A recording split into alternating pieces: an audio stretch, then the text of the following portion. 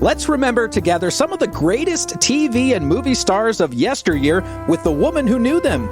Mary Jane Popp hosted radio and TV shows for nearly 5 decades, meeting these stars and getting them to share their real-life stories. You'll meet them up close and personal as Mary Jane searches her extensive archives for the best and brightest real star talk on Pop Star Talk. And here she is, Mary Jane Popp. Hi, folks. I sure look forward to being with you on Pop Star Talk so we can share some memory greats with you from every celebrity walk of life. I'm Mary Jane Popp, and with me is my producer, Kenneth Segura Knoll, as we delve into my archives every week to take you back in star time with interviews that will shine today still. So let's get started. How you doing, Ken? It's a wonderful day in the neighborhood. Oh, yeah, I agree. Mr. Rogers, my gosh, we'll never forget that. This is kind of an interesting one because did you ever watch the Karate Kid? Oh, yes. The movie? Oh, yes. Okay. There were 3 of them, I guess, right? Right, correct. Part 1, Part 2, Part 3. And the meanie, I called him the meanie, John Kreese. He was the antagonist of the Karate Kid.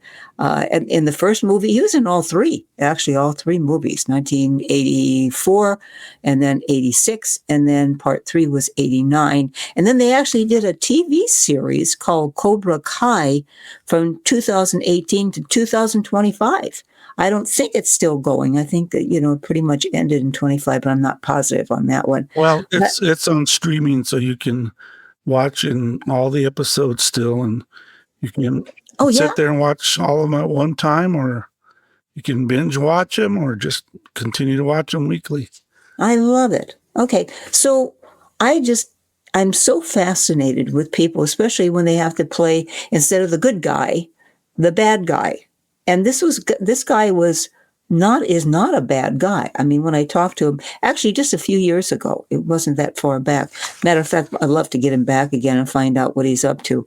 And I know he's wanted to do a movie on his own that he had a dream for, and I'll talk to you a little bit more about that later on. But from television to great movies, of course, we do remember the theme songs that immediately to take us back to that dark theater with such enthusiasm to be entertained and introduce us to a movie that will stay with us for many years.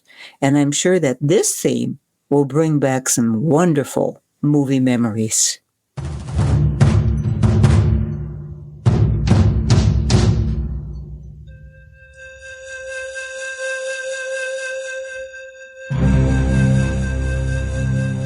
Now that music, if you were a fan of the Karate Kid and 2 and 3, there were 3 of those movies, then you'll know that theme song. It's just amazing, the changes that we've seen in theater, of course, with the pandemic, etc. But in the movies, there are the white hats and the black hats. That's the good guys and the bad guys. And Martin Kove wore both of these hats, but being a villain is where he shined as he portrayed John Kreese, the head instructor of the Cobra Kai karate school. And he was a real meanie. And the original Karate Kid and 2 sequels in all 3 of them. Over 80 appearances to date and more to come for this major, major talent. Martin, it's a pleasure to have you with us on Pop Talk. Well, thank you, Mary. Thank you. Now, have you ever you've been referred to as the Han Solo of steroids. Is that true? The Han? Maybe come a little louder. It's a little hard to hear you. Oh, okay. You've been referred to as the Hans Solo on steroids.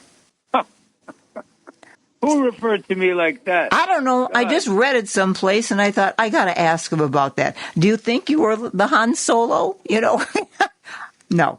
Han Solo, Harrison does, Indiana Jones, and, it was a precursor to Indiana Jones. So, on steroids, I never thought of myself as that.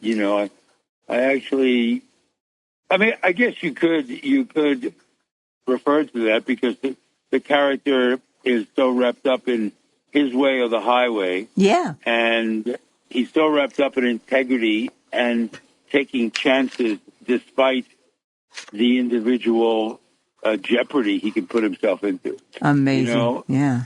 I was watching Christopher Reeve's documentary. Oh, yeah. I watched it Tuesday night, and it was really interesting because he finishes the documentary with what I identify with it so much because he didn't want to be only considered to be a Superman. He did many other movies, and it was very frustrating for him to break away from that image of Superman, and it's very frustrating for me to break away from the heavy. Really? You know, because all these movies, I mean, I did a Hallmark movie, and I was a romantic restaurateur, and I cry in the show, and I'm the father of this wonderful lead, and there's a lot of great stuff coming up in Cobra Kai, in the final 5, and all vulnerable, all touching, all romantic, and I'm the kind of guy that cries at supermarket opening. Oh, that's funny. So I truly identify with that plight of Christopher Reeves and trying to move through into different kind of roles, and I understand that being pigeonholed, Yeah. And so it's actually a compliment that someone says Han Solo, because Han Solo wasn't a heavy, even if he was on steroids. He was a hero, and that's kind of like what I think, unfortunately, is missing in today's society. Boy, and how kids don't have any heroes. Yeah, you're right. No, but not sci-fi heroes. But the thing is, not Marvel heroes. I didn't know that you have black belts in certain kinds of, I think, the only thing I think about is, Taekwondo, karate, but it's Kendo, Okinawa Te, and Tiger Kempo. Are those just like variations of karate? Okinawa Te, they're styles. It's called styles. Styles. And Okinawa Te was created in Okinawa by the farmers who had to fight with their farm weapons, rakes and shovels and whatever, against the samurai, of the local warlord. So it became called Okinawa Te. Te is hand, open hand. And in this case, Kendo is sword work. And I became more familiar with Kendo, with the slight foundation of karate, because we were in training before Karate Kid for a movie called Lion of Ireland, which was from a book written by Morgan Llewellyn. And it was all about the first king of Ireland who unified the tribe against the Vikings. Oh. And we all learned, how to fight with swords. And it was that period of time when Conan was popular and a lot of samurai work was being used in sword work rather than broadswords like in the Vikings or broadswords like, in the era of the Round Table Knights. It was a different style. Gotcha. So we learned a lot combining karate with kendo, which is the sword work, and that's what we were doing. Then the movie got canceled. A month later, I was doing Karate Kid, and the foundation was there, but none of us really had. It was never a prerequisite that any of the actors had to be martial artists. We all worked with Pat Johnson, and Pat Johnson was the stunt coordinator of Batman and Ninja Turtles, and was Chuck Norris's partner for 20 years on the international scene in the 60s and 70s, and they were partners, and they were brilliant. Wow! So he coordinated all of us separately, alone, trained me alone, trained Cobra Kai alone, trained Ralph and Pat Morita alone, and to create the mystique. Amazing. And you actually got hurt in Karate Kid 3, right? In 2. In 2. On 2, okay. What happened? Yeah, I had to put my hand through the window at the top of the movie. Uh-oh. Fighting Pat Morita. And I had to punch through a glass in a van. And the special effects man said, don't worry, you can, it'll break an inch before you reach it, and it'll shatter. I'm going to shatter it with gunpowder in the door of the van. It never happened. And I punched and punched and punched, and, I would hit the glass, but it wouldn't break. And then he says, I fixed it, so now we can do it. Uh-oh. And I didn't lunge, I just punched because I didn't believe him. And I went right through the glass, real glass. The charge in the door never went off. And I came out with shards of glass sticking in my fist. Oh, no. Big shards of glass, and thank God it didn't hit a vein or an artery. Yeah. And they patched me up. And John Avildsen, the director, tried it an hour later after putting new skin on my fist and makeup. And then I did the scene again and punched, and I held back because I didn't believe this guy was going to charge it properly. Mm-hmm. And the window didn't break. And I hit right against it, but I just was careful. Yeah. I turned to John Avildsen and I said, John, this is the hand of Martin Kove. This is not the hand of Arnold in The Terminator. Yeah.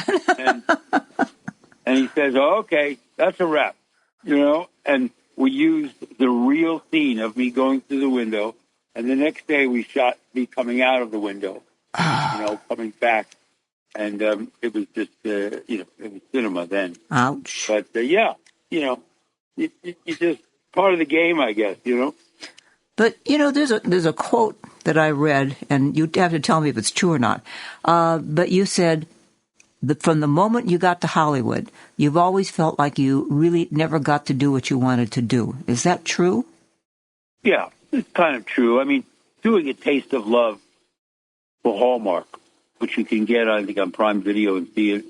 I did it with my son. I've always wanted, I love Westerns. And I think that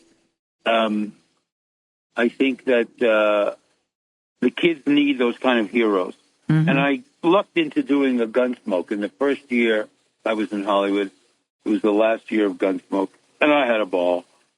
But it's always been, I did the first year I was in Hollywood, I did 3 movies and 8 TV shows. But they were all tough guys. Yeah. All tough guys. Yeah. And I always wanted to be a romantic. My idols, and I was trying to be Steve McQueen for the first 20 years of my career. And, I finally found that it was okay to be Martin Kove, probably 15 years ago. But I think while I was doing Cagney and Lacey, or maybe when the kids were born, I think when my twins were born, all of a sudden I realized that it was okay. Because the focus came off of business. It just was watching them sleep in the crib. So I kind of realized that the romantic roles or the vulnerable roles would slowly come, and here and there. So I never really got to do a good romantic lead, and I'd like to do that. I would love to do some of those things that Thomas Crown Affair, so many, HUD, so many of those characters of the actors that I emulated and loved. McQueen and Newman were my favorites. And, I just... I understand. No matter how many matter how many plays you do... Go ahead, darling. I was going to say, it's interesting that you say, especially about a cowboy. Perry King, he's become a good friend, and he's on the show periodically. I have him come back. He used to do Riptide and Slaughterhouse-Five and all that. And he always wanted to do a cowboy movie. And he actually did his own movie, an independent movie about 4 years ago. And he did it on his own ranch in Northern California. And he felt so good that he did, it was an independent film. He took care of everything. And he directed it, he starred in it, and he said that was the culmination he felt on his life of, being in so many different movies and television and everything. I think most actors have something. They have a dream. Something is inside that says, this is what I want to do. And when they do it, they feel gratified. I've done it. I did what I wanted to do, my dream. And it'd be nice if you can do whatever you want. Would a dream be just being a romantic or a cowboy or both? It's kind of both, I have a project that is that's becoming a graphic novel. Oh. And it's 4 issues of a comic book, and it's called The Prodigal Son. And it's the story of the bonding and the exchange of moral fiber with an old gunfighter, who I play, and a 12-year-old boy. And they become, the boy hasn't got a violent background, and he becomes a survivalist. He learns how to survive. And his parents are killed and all that, and we're both hunting the same gang. And I'm an old curmudgeon who's a great gunfighter who is now learning the values of real life, of love, and the bonding that goes on. Mm-hmm. And a woman is involved. And it's really a project where it's my dream project because my son will play the bad guy. Uh-huh. And I've done several projects with my son, Jesse, and he's very good. And it is the dream to do that because I've always wanted, I've wanted to do the Western, but I wanted to do it like John Wayne did Red River and The Searchers. I based my character, John Kreese, this year on Ethan Edwards, the character that John Wayne played in The Searchers. Oh. And, there's so much good writing out there, and yet we don't focus enough on it. We focus too much on sci-fi and heroes about, the heroes that are helped through special effects. Yeah. But I want a vulnerable hero that very much with the soul of, as we spoke about Indiana Jones, the soul of John Wayne in the Red River or The Searchers.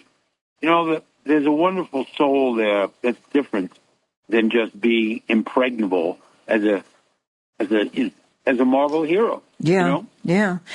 And kids need to see that. I need kids to see it. Real people with real emotions and real something inside. There's something inside the heart and the soul of that person. Yeah, exactly. And the kids have a rough time with that now. No one's running around saying, "Mommy, I want to be president.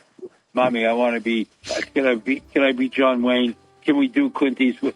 They're all gone. Yeah. Those images are all gone. So the kids need, that's why I want to do this as a series, That would be great.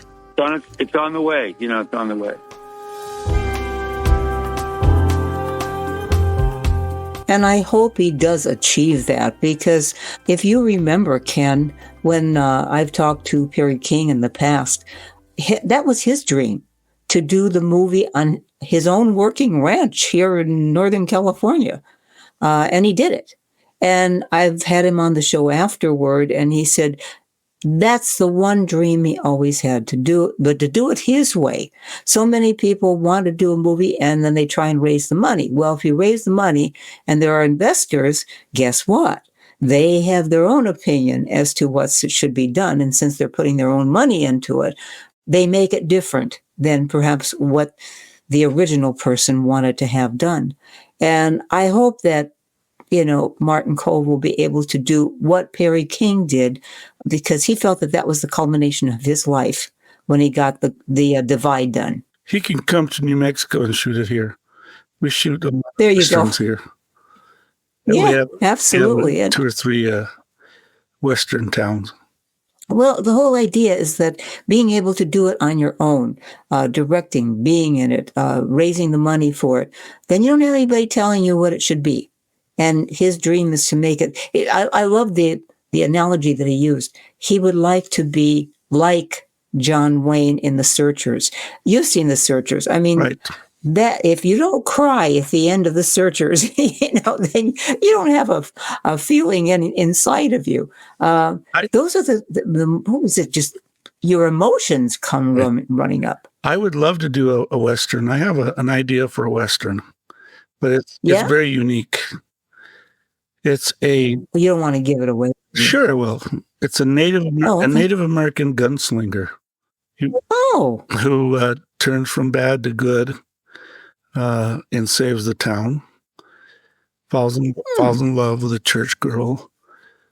But the story starts where he is kidnapped and they realize they kidnapped a little Native American baby, and they leave it at the doorstep of a famous gunslinger family who raise him. That's a gunslinger. That's a gunslinger. Huh? How about that? Hey, How about that for a 5-minute pitch? I just like the idea of doing something. It's different. Instead of the same old, same old. It's interesting because Kove, actually, are you ready for this? Before he got started as an actor, he worked as a substitute math teacher at the Ward Melville High School before moving to Los Angeles. So he was a math teacher. You never know what's going to happen. Do you remember the TV series Cagney and Lacey? Oh, absolutely. Yeah. Well, do you remember who was the New York City detective in that? He was part of the main cast. He played Detective Victor Uzbeki. Oh, now you got me. He was in that. Yeah, he was. I remember his. Now I can remember the face, right? And his being part of that cast. But he was really a meanie in the Karate Kid. He fought the instruction of showing no mercy. And to sweep the leg during the film's karate tournament. I mean, these were nasty things that he did. And yet you still liked him. He wasn't a nice guy, but you still liked him. And you did remember him. That's for doggone sure. Because he really beat up on the Karate Kid all the time. Yeah, but in the end, he got beat up. Yeah. Well, the bad guys always got to get beat up at the end, most of the time. I don't know. Some of the stuff we see today, they don't get beat up. But he was a director on like the third episode of Silk Stockings. It's entitled "These Stockings Are Too Hot" back in 1994. That was his only directorial effort. So kind of interesting. He's had a kind of a different kind of life. There was one situation, I figured I'd just kind of let you know. I guess a little of that meanie came out because in this year, in June of 2025, he was actually asked to leave a fan convention in Washington after, now, this seems kind of strange to me, but who knows, after biting his Cobra Kai co-star, Alicia Hannah Chun, during a VIP meet and greet. Now, Martin reportedly bit her on the arm, and when she protested, playfully kissed her arm where he had allegedly bitten her. Now, Hannah Kim opted not to press charges, but Kove said that he was trying to be playful and issued a formal apology, but he was asked to leave the convention. So I guess someplace in there's a little bit of a nasty person, but unintentional. It was unintentional. So anyway, but he's done it all. He mentioned the twins. They were born in 1990. And I guess at least Jesse is one of the twins that is going to follow in his footsteps as an actor. But I think he would like to have him in this potential movie. He really didn't tell me what the name of the movie was going to be. But I hope he does it, because Perry King, it was such a satisfaction to Perry to do it when he finished Fight. So I'm hoping to see that maybe Martin Kove will achieve that same thing. Yeah, everybody has a dream, Ken, right? Absolutely. Everybody. So, and your dream is to do your Native American gunslinger turn good guy. That's one of many projects that we say are on the board. Yeah, including ours with Pop Star Talk, right? Okay, so let's find out how close Martin Kove is to making his dream series come true. No, we're now dealing with some showrunners, and all 4 comic books are done, and there's a big convention in LA, and it's very exciting. And then you own the IP, which I do, and then you basically have a graphic novel, and it's all sold as literature, and people like to make TV series that have a background of a book. That's how they did all those miniseries years ago. Yeah. Roots, Rich Man, Poor Man, all that. That would make a great series, TV series. Absolutely. Yeah, it really would. And there's a wonderful woman's part in there, and it's all about moral. It's all about, human values, and not everything has to be so. It's lots of conflict, but not everything has to be so violent. Yeah, I'm so sick and tired of seeing everything blown up or shooted up, or it's just like, come on, can't we just tell a story that stays with you when you leave the theater or you turn the TV set off? You know what I mean?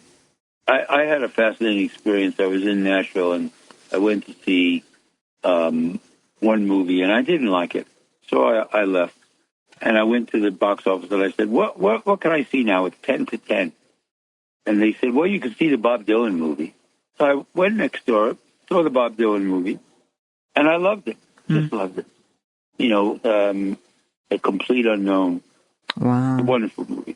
Wow. And while I'm walking out, there's a dozen kids, 15, 16 years old. And, of course, they were Cobra Kai fans. And, we started to chat. And once we got outside the theater, they said to me, "Did you see the movie?" And I said, "Yeah, I saw the Bob Dylan movie," and they were so articulate and so interested. And these are 15, 16-year-old high school kids out of a Tennessee high school. And they were so articulate and interested in the 60s, interested in Bob Dylan, interested in, all those songs that he wrote, "I Got You, Babe," just endless, not only just like a Rolling Stone, but the earlier stuff, Yeah. And I loved it. I love the fact that these kids, who pretty much have been spoiled by technology, and the art of being personable has kind of floated away. Yeah. Because everybody relies on their cell phone for this and that. Now, these kids were right where I wanted the generation to be. Yeah. Inquisitive about the 60s, the 70s, the 80s, meaningful movies, great imagination, things that sort of Bob Dylan represented, Yeah. Well, there were stories. I wish when I see some movies, tell me a story, something that I can get involved in. I mean, if you go back to even some of the old movies in 40s and 50s, you got hooked in. You wanted to see what was going to happen. You wanted to see the ending. It made an impact on you at the end. Those are hard to find these days. Yeah, they're not writing those. I mean, my favorite movie is Casablanca. Oh, of course. And, they're not, it's just not writing those stories. Oddly enough, on Hallmark, The Taste of Love was like that. And it wasn't too schmaltzy, Yeah. It was a story of love and food. And it was really, really terrific that I did it. And my son was in it, and everything just worked out. The chemistry was terrific. That's great. And it's all the words. The reason why Cobra Kai works is because, how many people tried to, do Karate Kid on the screen again and do it as a series, and it never worked. No.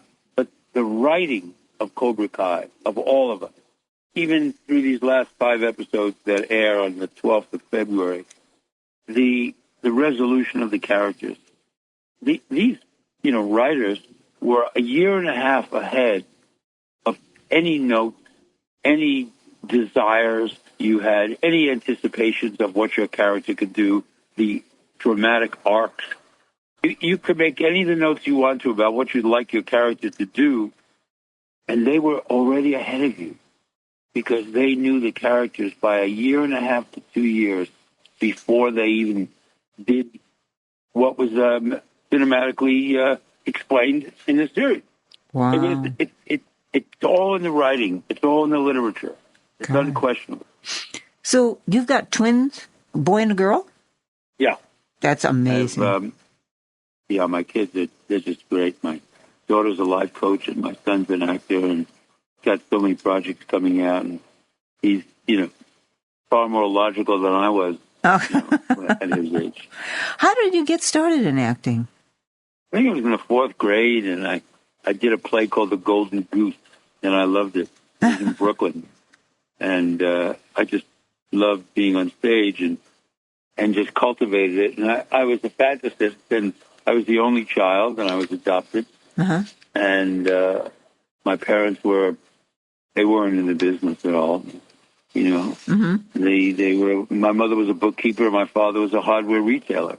Oh, for heaven's sake! And and they just always supported me being, an imaginative soul, and setting up your soldiers in the morning and having your battle the next day, and going to see as many plays as you can, and watch and religiously going to films like The Ten Commandments and Around the World in 80 Days. Oh, yeah. El Cid, all these great historical movies that I was in love with. I was in love with history, and they appreciated that. And then when I was 20, I moved out of the house and, moved into the city and worked in Lincoln Center and did a lot of off-Broadway work. And then in 74, I just came to L.A., and wanted to do good projects, and became a member of a theater group, and we just got back to our roots. And it was with Ed Harris, and Polly Hunter, and Amy Madigan, and Alfred Woodard. We all created the Met Theater. Paul Koslow, and Laura Owens, and we created the theater just to constantly writing checks because no one ever came. No one really came. You had to finance. LA isn't a theater town, Yeah. So you got to do it for you, So where were you raised? I was raised in Brooklyn and Queens. Oh, okay. And we moved from Brooklyn to Queens, and I was raised there, and still a nice neighborhood. I go back, showed my son the apartment complex we lived in, and and then I moved into the Village and started doing theater and making it easier because I was living in Manhattan and just working. And the rest is history, huh? The rest is history. They're writing a book on me, but it's not about Karate Kid or Cobra Kai. It's about tenacity. Ooh, I like that. What I believe, what I push my son in. If they don't hire you, they're a mistake. There you go.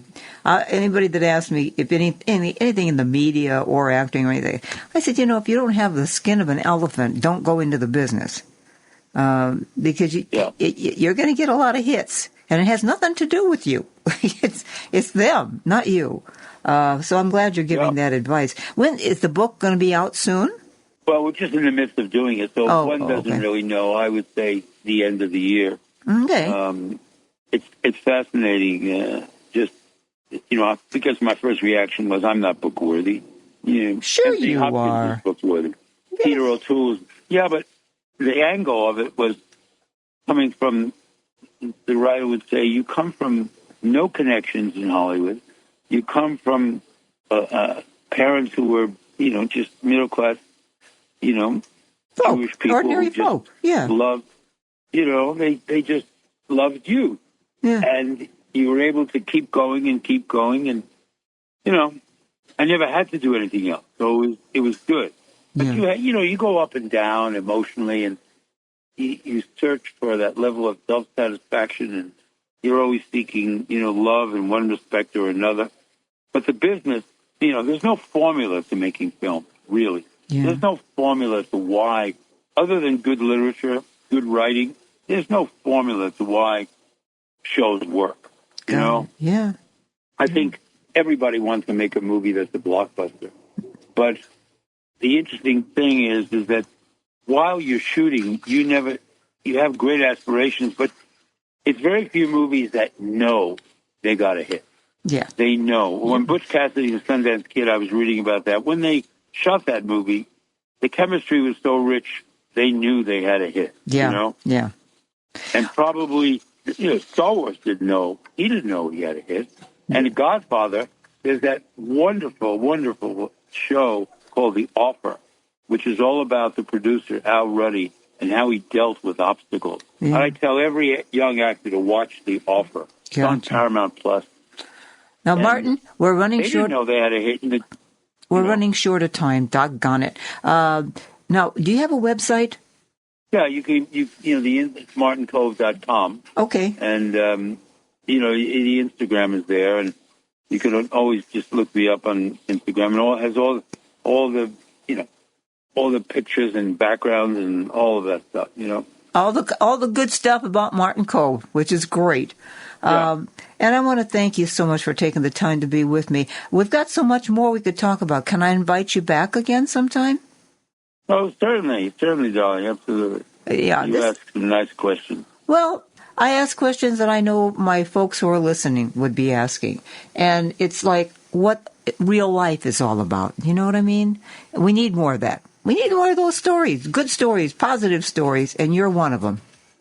Well, thank you. Thank you. Take good care now. Have a safe trip back to L.A., and we'll talk again soon. All right, very good. Take care of yourself. You too. Bye-bye. MartinKove.com, Kove. And just remember a couple of things. Be yourself. Everyone else is already taken. So be you and be unique. And that's what we always try to do, right, Ken? To be unique. I didn't even know, but I kind of remember now. Did you ever watch the Rambo First Blood movies? Mm-hmm. He did part 2. He was the helicopter, the traitorous helicopter pilot in that. And I looked at his movie list. Oh, my word.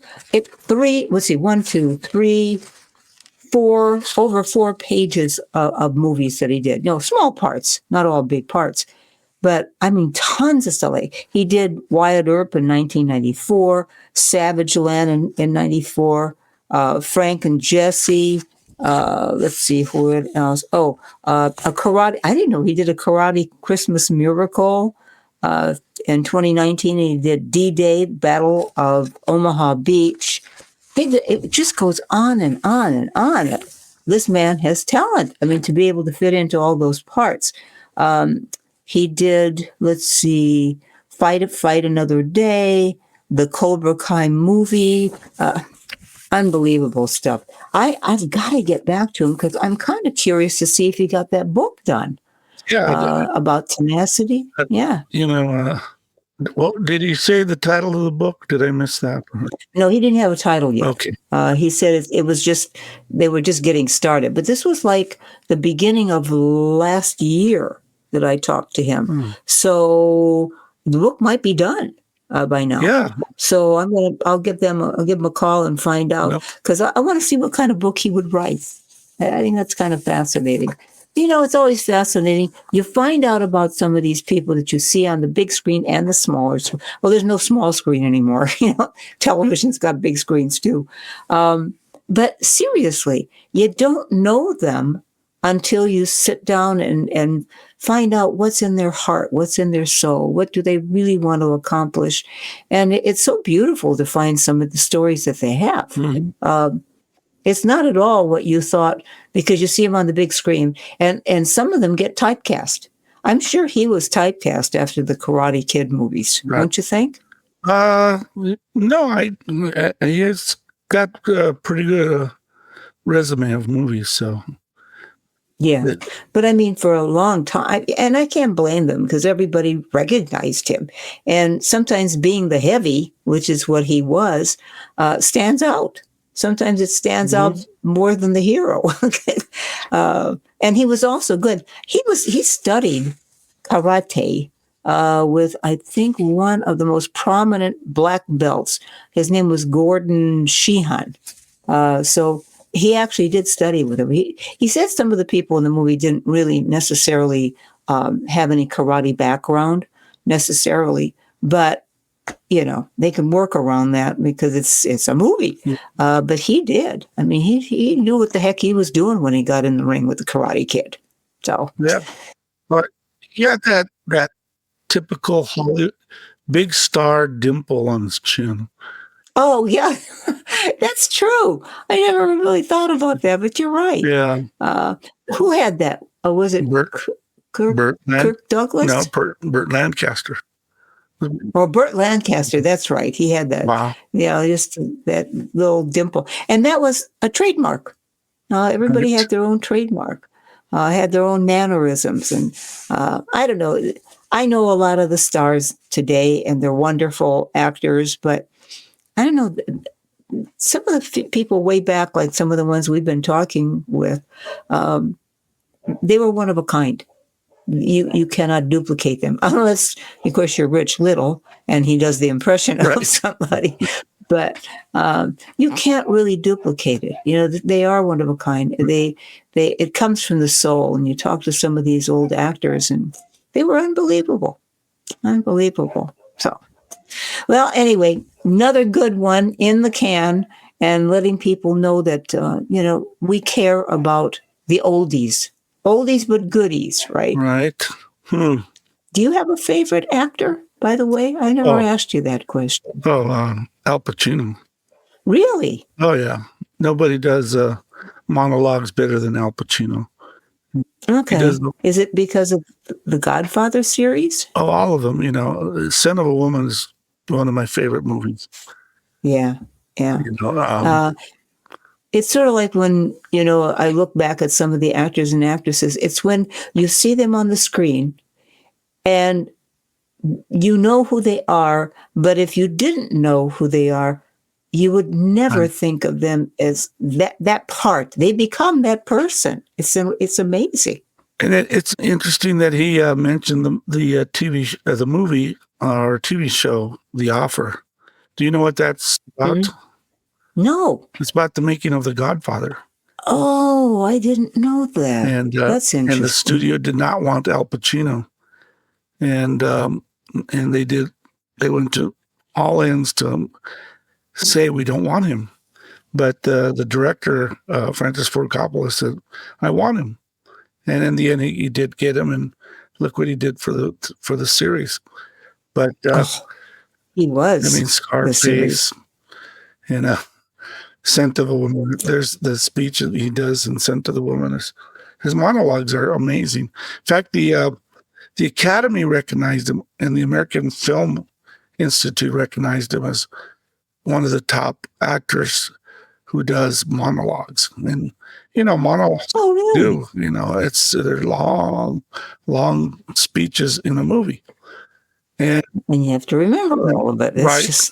And they don't do them. They're not done in multiple takes. A monologue doesn't work if you break it up. It has to be the whole thing. I wonder if he has a photographic memory. Do you think? Al Pacino? Pacino, yeah. No, because he saw me once. He didn't recognize me after that. So. Oh, okay. Never mind. That's amazing. Well, as always, Ken, it's always a pleasure talking with you and getting your stories too. Well, I just want to also remind the listeners that we're going to have a special part of our podcast where we're going to put some videos of Mary Jane Popp interviewing different stars. So now you get to not only hear her, but you get to see her and how she really works the guest. Well, and how it was, over the years, I mean, you and I look back at some of the videos and I'm going, I forgot I interviewed some of these people. We go back a long way. One of my favorites is Rock Hudson. There was one person I just can't believe. I don't remember that interview at all. And that was when you interviewed me. That was weird. Got to tell everybody. We were looking through some of the old videos that I had, or DVDs, of course. But it was amazing because all of a sudden he said, oh, that's me. And that's when a movie was done here locally called Retribution. And I was in the movie, and we were talking about it on the air. And you were so quiet. And I thought, that's not Ken. And it was you. But that was a long time ago. And then later on, I did an interview just with you because you started the Sacramento Film Festival. What year did you start that in? 1994. Wow. And it's still going today, folks. Going strong. Well, Ken, we're going to keep going strong, right? I'm here, ready to go. You betcha. And we hope that you enjoyed visiting the Cobra Kai Karate School with us and the man behind the intrigue. Now, we're going to look forward to our next visit together. I'm Mary Jane Popp with Ken, of course, and engineer Greg, hoping that you've had an entertaining time with us. We'll keep them coming for your time travel and entertaining pop star talk, and look forward to more of the same. So please remember to live simply, laugh often, love deeply, and never forget, dare to dream.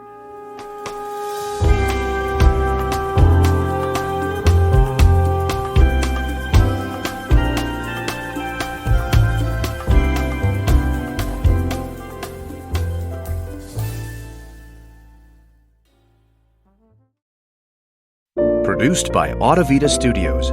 Connect your voice to the world.